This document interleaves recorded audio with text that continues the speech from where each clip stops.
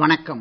ஆகாஷ்வாணி புதுச்சேரி மாநில செய்திகள் வாசிப்பவர் நாராயணசாமி.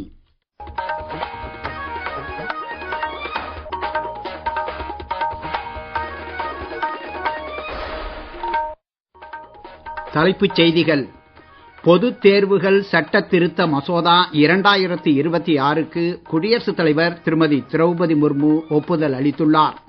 நாட்டில் கடந்த 12 ஆண்டுகளில் சிவில் விமான போக்குவரத்து துறை பிரம்மாண்ட வளர்ச்சி அடைந்துள்ளதாக பிரதமர் திரு நரேந்திர மோடி பெருமிதம் தெரிவித்துள்ளார். தொன்மையான தமிழ் கலாச்சாரத்தை பாதுகாக்க வேண்டியதன் அவசியத்தை மத்திய நிதியமைச்சர் திருமதி நிர்மலா சீதாராமன் வலியுறுத்தியுள்ளார். காமன்வெல்த் விளையாட்டுப் போட்டிகளில் வென்ற வீரர்களுக்கு குடியரசுத் தலைவர், பிரதமர் உள்ளிட்டோர் வாழ்த்து தெரிவித்துள்ளனர். இனி விரிவான செய்திகள். பொதுத் தேர்வுகள் சட்ட திருத்த மசோதா 2026க்கு குடியரசுத் தலைவர் திருமதி திரௌபதி முர்மு ஒப்புதல் அளித்துள்ளார். இந்த மசோதா கடந்த வியாழக்கிழமை அன்று நாடாளுமன்றத்தில் நிறைவேற்றப்பட்டது. இது குறித்த கூடுதல் தகவல்கள். பொதுத் தேர்வுகள் சட்டத்திருத்த மசோதா 2026 கடுமையான தண்டனைகளை அறிமுகப்படுத்துவதன் மூலமும் விரைவு நீதிமன்றங்களை நிறுவுவதன் மூலமும் பொதுத் தேர்வுகளில் நடைபெறும் முறைகேடுகளை தடுப்பதை இந்த சட்டம் நோக்கமாக கொண்டுள்ளது. மாணவர்களின் எதிர்காலத்தை பாதுகாக்கும் அதே வேளையில் ஒரு வலுவான சட்ட கட்டமைப்பை உருவாக்குவதன் மூலம் தேர்வு முறையில் வெளிப்படைத்தன்மை, நேர்மை மற்றும் ஒருமைப்பாட்டை வலுப்படுத்துவதை இது நோக்கமாக கொண்டுள்ளது. இந்த சட்டம் 10 ஆண்டுகள் வரை சிறை தண்டனை, 10 கோடி ரூபாய் வரை அபராதம் மற்றும் குற்றவாளிகளுக்கு சொந்தமான சொத்துக்களை பறிமுதல் செய்தல் போன்ற கடுமையான தண்டனைகள் உள்ளிட்ட பல முக்கிய விதிகளை கொண்டுள்ளது. வழக்குகளை விரைவாக முடிப்பதை உறுதி செய்வதற்காக ஒவ்வொரு மாநில அரசும் மற்றும் யூனியன் பிரதேச நிர்வாகமும் அன்றாட விசாரணைகளுக்காக சிறப்பு விரைவு நீதிமன்றங்களை நிறுவ வேண்டும் என இந்த சட்டம் வலியுறுத்துகிறது. நாட்டில் கடந்த 12 ஆண்டுகளில் சிவில் விமான போக்குவரத்து துறை பிரம்மாண்ட வளர்ச்சி அடைந்துள்ளதாக பிரதமர் திரு நரேந்திர மோடி பெருமிதம் தெரிவித்துள்ளார். ஆந்திர மாநிலம் விஜயநகர மாவட்டம் போகாபுரத்தில் 5640 கோடி ரூபாய் மதிப்பிலான பல்துறை திட்டங்களை இன்று தொடக்கி வைத்து பிரதமர் உரையாற்றினார். 2014ஆம் ஆண்டு 74 விமான நிலையங்கள் மட்டுமே செயல்பாட்டில் இருந்ததாக சுட்டிக்காட்டிய பிரதமர், தற்போது அது 166ஆக உயர்ந்துள்ளதாக கூறினார். பெருநகரங்களில் மட்டுமே இருந்த விமான போக்குவரத்து வசதி தேசிய ஜனநாயக கூட்டணி அரசு ஆட்சியில் சிறிய நகரங்களுக்கும் விரிவுபடுத்தப்பட்டுள்ளதாக குறிப்பிட்டார். இதனால் சாமானிய மக்களும் தற்போது விமான பயணங்களை மேற்கொள்வதாக பிரதமர் கூறினார். இன்று தொடங்கப்பட்ட இந்த விமான நிலையம் ஆண்டுக்கு 60 லட்சம் பயணிகளை கையாளும் திறன் கொண்டது. செயற்கை நுண்ணறிவு அடிப்படையிலான அமைப்புகள், பயோமெட்ரிக் செயலாக்கம் உள்ளிட்ட நவீன வசதிகள் இதில் உள்ளன. இந்நிகழ்ச்சியில் பிரதமரின் உரை குறித்த கூடுதல் தகவல்கள். ஆந்திர பிரதேசம் அதிவேகமாக முன்னேறி வருவதாகவும் பெரிய அளவிலான உள்கட்டமைப்பு மற்றும் தொழில்துறை மேம்பாட்டின் மூலம் ஸ்வர்ண ஆந்திரா மற்றும் விக்ஷித் பாரத் ஆகிய தொலைநோக்கு பார்வையை நனவாக்குவதில் மத்திய அரசு உறுதி பூண்டுள்ளதாக பிரதமர் திரு நரேந்திர மோடி இன்று கலந்து கொண்ட நிகழ்ச்சியில் உரையாற்றுகையில் தெரிவித்தார். மேலும் புதிய விமான நிலையத்தை ஆந்திர பிரதேசத்தின் வளர்ச்சிக்கான ஓடுபாதை என்றும் மாநில இளைஞர்களின் கனவுகளுக்கான ஒரு ஏவுதளம் என்றும் திரு மோடி வர்ணித்தார். இந்த விமான நிலையத்திற்கு சுதந்திர போராட்ட வீரர் அல்லூரி சீதாராம ராஜுவின் பெயர் சூட்டப்பட்டுள்ளதாகவும் இந்த பெயர் வருங்கால சந்ததியினருக்கு தேசபக்தி மற்றும் பொது சேவை உணர்வை ஊக்குவிக்கும் என்றும் அவர் தெரிவித்தார். இந்நிகழ்ச்சியில் ஆந்திர மாநில முதலமைச்சர் திரு என் சந்திரபாபு நாயுடு மற்றும் மத்திய விமான போக்குவரத்து அமைச்சர் திரு கே ராம்மோகன் நாயுடு ஆகியோர் இந்த விமான நிலையத்தின் முக்கிய அம்சங்களை பிரதமரிடம் எடுத்துரைத்தனர்.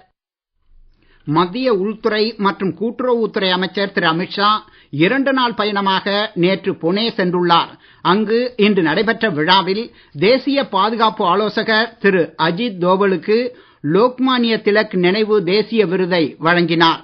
இந்த நாள் சுதந்திர போராட்ட வீரர் லோக்மான்ய பாலகங்காதர திலக்கின் நினைவு நாளையும் சமூக சீர்திருத்தவாதி லோஷாஹீர் அன்னபாபு சாதேவின் பிறந்த நாளையும் குறிக்கிறது. இந்த நிகழ்வுகளை நினைவு கூறும் வகையில் மகாராஷ்டிரா முழுவதும் பல்வேறு நிகழ்ச்சிகளுக்கு ஏற்பாடு செய்யப்பட்டுள்ளன. தொடர்ந்து திரு அமித்ஷா அன்னபாபு சாதேவின் நினைவிடத்தில் மலரஞ்சலி செலுத்துகிறார். நீங்கள் கேட்டுக்கொண்டிருப்பது மாநில செய்திகள். ஆகாஷ்வாணி செய்திகளை நேயர்கள் உடனுக்குடன் தெரிந்து கொள்ள எமது புதுச்சேரி மண்டல செய்திப் பிரிவின் சமூக ஊடகங்களான @airnews_புதுவை என்ற எக்ஸ் பக்கத்தையும், all India radio news Puducherry என்ற பேஸ்புக் பக்கத்தையும், @RNU புதுச்சேரி என்ற யூடியூப் சேனலையும் அணுகலாம். செய்திகள் தொடர்கின்றன.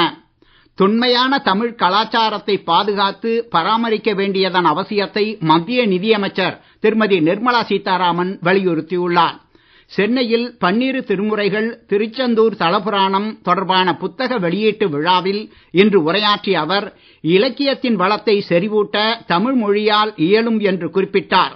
பழங்காலங்களில் தமிழர்கள் பின்பற்றிய சைவ மரபுகளை இப்புத்தகங்கள் வெளிப்படுத்துவதாகவும், இளையோர் இதனை படித்து நம் பண்டைய கலாச்சாரங்களை அறிந்து கொள்ள வேண்டும் என்றும் அறிவுறுத்தினார். கிளாஸ்கோவில் நடைபெறும் காமன்வெல்த் விளையாட்டுப் போட்டிகளில் குத்துச்சண்டை பிரிவில் ஒலிம்பிக் வீராங்கனை லவ்லினா தலைமையில் 10 இந்திய வீரர் வீராங்கனைகள் இறுதிப் போட்டிகளில் இன்று களமிறங்குகின்றனர். அரையிறுதிப் போட்டியில் நேற்று பதக்கங்கள் வென்ற இந்த 10 வீரர்களின் மூலம் வெள்ளிப் பதக்கங்கள் நமக்கு உறுதியாகி உள்ளன. அதேவேளையில் நடப்பு காமன்வெல்த் போட்டிகளில் இந்திய வீரர் வீராங்கனைகள் சிறப்பான விளையாட்டுத் திறனை வெளிப்படுத்தி வருவது குறிப்பிடத்தக்கது. காமன்வெல்த் விளையாட்டுப் போட்டிகளில் டெகாத்லான் பிரிவில் வெண்கலப் பதக்கம் வென்ற தடகள வீரர் தேஜஸ்வின் சங்கருக்கு குடியரசுத் தலைவர் திருமதி திரௌபதி முர்மு, பிரதமர் திரு நரேந்திர மோடி ஆகியோர் வாழ்த்து தெரிவித்துள்ளனர். மேலும் இந்தியா நேற்று சிறப்பான ஆட்டத்தை வெளிப்படுத்தி ஜூடோவில் 2 வரலாற்று சிறப்புமிக்க தங்கப் பதக்கங்களை வென்றதுடன் ஆடவர் ஈட்டி எறிதலில் மறக்க முடியாத இரட்டை மேடை வெற்றியை பதிவு செய்து டெகாத்லானில் முதல் முறையாக வெண்கலப் பதக்கத்தை வென்றது. மேலும் தடகள போட்டிகளில் ஒலிம்பிக் சாம்பியனான நீரஜ் சோப்ரா ஆடவர் ஈட்டி எறிதல் பிரிவில் வெள்ளிப் பதக்கம் வென்றுள்ளார். பிரதமர் திரு நரேந்திர மோடி நாளை காணொளி காட்சி மூலம் விக்சித் பாரத் சங்கல்ப் அபியான் திட்டத்திற்கான நஷா முக்த் யுவ திட்டத்தை தொடக்கி வைக்கிறார். இந்த தொடக்க விழா போதைப் பொருள் பயன்பாட்டிற்கு எதிரான 100 வார கால நாடு தழுவிய ஜன் பாகிதாரி பிரச்சாரத்தின் தொடக்கத்தை குறிக்கும். நாடு முழுவதும் 10,000க்கும் மேற்பட்ட இடங்களிலிருந்து இளைஞர்கள் இந்த நிகழ்ச்சியில் பங்கேற்கிறார்கள்.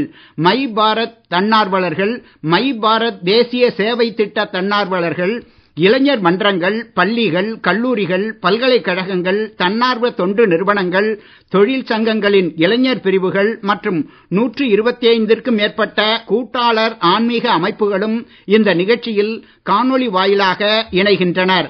இந்த பிரச்சாரத்தின் கீழ் போதைப் பொருள் இல்லாத சமுதாயத்தை உருவாக்குவதில் விழிப்புணர்வை ஏற்படுத்தவும் பொதுமக்களின் பங்கேற்பை ஊக்குவிக்கவும் நாடு முழுவதும் ஒவ்வொரு ஞாயிற்றுக்கிழமையும் வாராந்திர நிகழ்ச்சிகளுக்கு ஏற்பாடு செய்யப்பட்டுள்ளது. இதில் விளையாட்டுப் போட்டிகள், நடைபயணங்கள், தியான அமர்வுகள், கலாச்சார நிகழ்ச்சிகள், விழிப்புணர்வு பிரச்சாரங்கள், தெரு நாடகங்கள், கலந்துரையாடல் மன்றங்கள், கலை போட்டிகள் மற்றும் சமூக ஈடுபாட்டு நிகழ்ச்சிகள் ஆகியவை அடங்கும். இளைஞர்களை போதைப் பொருள் பயன்பாட்டிலிருந்து விலகி இருக்க ஊக்குவிப்பதும் தங்கள் சமூகங்களில் நேர்மறையான சமூக மாற்றத்திற்கான தூதுவர்களாக மாற அவர்களை ஊக்கப்படுத்துவதும் இந்த முயற்சியின் நோக்கமாகும். உலக தாய்ப்பால் வார விழா இன்று முதல் வரும் 7ஆம் தேதி வரை கடைபிடிக்கப்படுகிறது. நிலையான ஆரோக்கியத்திற்கு தாய்ப்பால் என்பதை வலியுறுத்தும் வகையில் பல்வேறு நிகழ்ச்சிகள் நாடு முழுவதும் நடைபெறுகின்றன. நாட்டில் சென்ற மாதம் 2,11,205 கோடி ரூபாய் சரக்கு மற்றும் சேவை வரி வசூலானதாக மத்திய நிதி அமைச்சகம் கூறியுள்ளது. இது சென்ற ஆண்டு இதே காலகட்டத்தை ஒப்பிடுகையில் 15.4% அதிகம் என்று அமைச்சகம் தெரிவித்துள்ளது. உள்நாட்டு உற்பத்தி வருவாய் 1,44,000 கோடி ரூபாயாக உள்ளதாகவும் இது 10.1% அதிகம் என்றும் அமைச்சகம் மேலும் தெரிவித்துள்ளது. தமிழக கடலோர பகுதிகளில் கீழ்மட்ட வளிமண்டலத்தில் ஒரு காற்றழுத்த தாழ்வுப்பாதை நிலவுவதால் இன்று முதல் அடுத்த 2 நாட்களுக்கு மேற்கு தொடர்ச்சி மலை மாவட்டங்களில் ஓரிரு இடங்களிலும் புதுச்சேரி மற்றும் காரைக்கால் பகுதிகளில் லேசான மழை பெய்யக்கூடும் என்று சென்னை வானிலை ஆய்வு மையம் தெரிவித்துள்ளது. மீண்டும் தலைப்புச் செய்திகள். பொது தேர்வுகள் சட்ட திருத்த மசோதா 2026க்கு குடியரசுத் தலைவர் திருமதி திரௌபதி முர்மு ஒப்புதல் அளித்துள்ளார். நாட்டில் கடந்த 12 ஆண்டுகளில் சிவில் விமான போக்குவரத்து துறை பிரம்மாண்ட வளர்ச்சி அடைந்துள்ளதாக பிரதமர் திரு நரேந்திர மோடி பெருமிதம் தெரிவித்துள்ளார். தொன்மையான தமிழ் கலாச்சாரத்தை பாதுகாக்க வேண்டியதன் அவசியத்தை மத்திய நிதியமைச்சர் திருமதி நிர்மலா சீதாராமன் வலியுறுத்தியுள்ளார். காமன்வெல்த் விளையாட்டுப் போட்டிகளில் வென்ற வீரர்களுக்கு குடியரசுத் தலைவர், பிரதமர் உள்ளிட்டோர் வாழ்த்து தெரிவித்துள்ளனர். இத்துடன் இந்த செய்தி அறிக்கை நிறைவு பெறுகிறது.